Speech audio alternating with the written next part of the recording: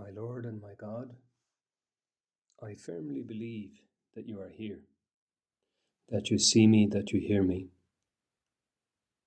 I adore you with profound reverence. I ask you for pardon of my sins and grace to make this time of prayer fruitful.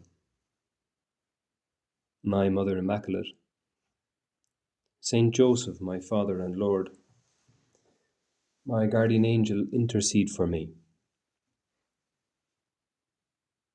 Jesus noticed a tax collector, Levi by name, sitting by the customs house, and said to him, "Follow me." And leaving everything, he got up and followed him. In his honor, Levi held a great reception in his house, and with him at table there was a large gathering of tax collectors and others. The Pharisees and their scribes complained to his disciples and said, "Why do you eat and drink with tax collectors and sinners?" Jesus said to them in reply, "It is not those who are well who need the doctor, but the sick. I have not come to call the virtuous, but sinners to repentance." Jesus, how wonderful those words are for me, for all of us. It is not those who are well who need the doctor, but the sick. I have not come to call the virtuous, but sinners to repentance. This is so consoling for all of us because we realize in your presence, Lord, that we're so far off the mark. And surely that was also the experience of Matthew. Who? Me? Surely that was his reaction when he saw you passing by and heard you saying to him and nobody to else, "Follow me. You follow me. You remain by my side. You remain in my love. You stand by me. I count on you." He would have felt totally unprepared and even in a bad position being a tax collector.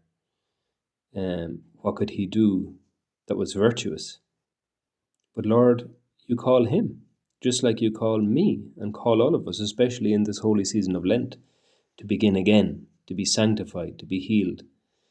In this season, Lord, I want to hear once more that beautiful call that you address to me and to each one of us. Follow me, stand by my side, remain in my love.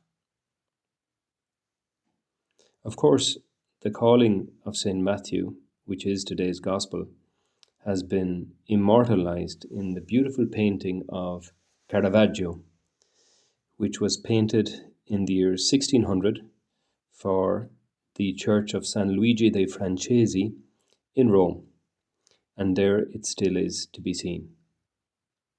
And Caravaggio, we know that he plays a lot with light and darkness in his paintings. His paintings are very dramatic, very beautiful. And the light and the dark is a big theme in it. And we see it also in the calling of Matthew. It's worth looking it up. The light that comes from behind the head of Christ through the window and shines on Matthew. And we see that Matthew is looking straight at the face of Christ, and Jesus is looking straight at him. Who, me? He must have been thinking in his mind.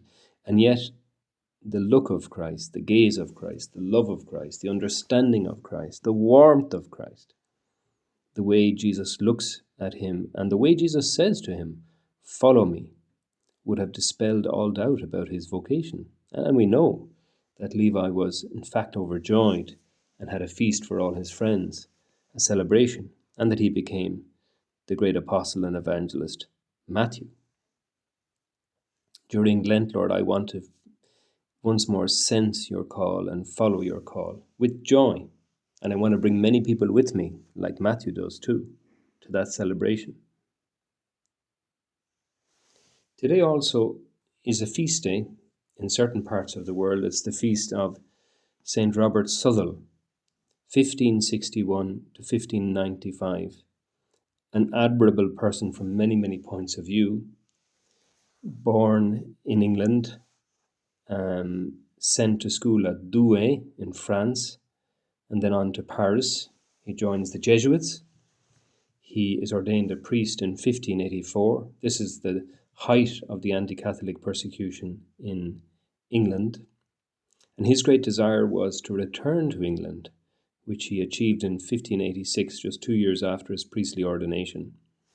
He was a great organizer. He organized for many young men to go to the continent like himself, to become priests, and he organized for them to get back into the country and function like he did for 6 years as a clandestine missionary. He did an enormous amount of pastoral work. He was also a great poet and a writer. His most famous poem is called The Burning Babe. Eventually, unfortunately, he was captured. He was tortured in a very brutal way over a period of time. He spent 2.5 years in the Tower of London. Eventually, he was tried, and on the 21st of February 1595, he was hanged, drawn, and quartered at Tyburn. St. Robert Southwell was canonized as one of the 40 martyrs of England and Wales by Pope St. Paul VI in 1970. His most famous poem, written in the year of his death, 1595, is a vision of the Christ child. And it speaks of the mercy and love, the burning heart of Jesus. And now I'll read it because in reality it is a prayer. As I in hoary winter's night stood shivering in the snow, surprised I was with sudden heat which made my heart to glow, and lifting up a fearful eye to view what fire was near, a pretty babe, all burning bright, did in the air appear, who, scorched with excessive heat, such floods of tears did shed, as though his floods should quench his flames, which with his tears were fed. Alas, quoth he, but newly born, in fiery heats I fry, yet none approach to warm their hearts or feel my fire but I. My faultless breast the furnace is, the fuel wounding thorns. Love is the fire, and sighs the smoke, the ashes, shames and scorns. The fuel justice layeth on, and mercy blows the coals. The metal in this furnace wrought are men's defiled souls. For which, as now on fire I am, to work them to their good, so will I melt into a bath, to wash them in my blood. With this he vanished out of sight, and swiftly shrunk away, and straight I called unto mind that it was Christmas Day. What a beautiful poem. And it's the warmth, the burning, fiery light of the heart of Jesus, of the Christ child who has come to redeem us, who longs to warm us up, to heal us, to give us new life, to save us. Well, this is what Lent is all about, isn't it? It's being wherever we are, just as Levi was at his tax collector's kiosk, wherever we are, and attuning our ears a bit more to hear the loving call of Jesus. Follow me, stand by my side, remain in my love. We might say, who? Who, me? Yes, you. You are the object of my love. You are one of my own. You I choose. Today is Saturday, Our Lady's Day, and we turn to our Mother with confidence, just as we turn to all the saints, maybe today especially to the great Saint Robert Southwell, and we ask them to intercede for us on our Lenten journey. I thank you, my God, for the good resolutions, affections, and inspirations you have communicated to me in this time of prayer. I ask you for help to put them into effect. My Mother Immaculate, Saint Joseph, my Father and Lord, my guardian angel, intercede for me.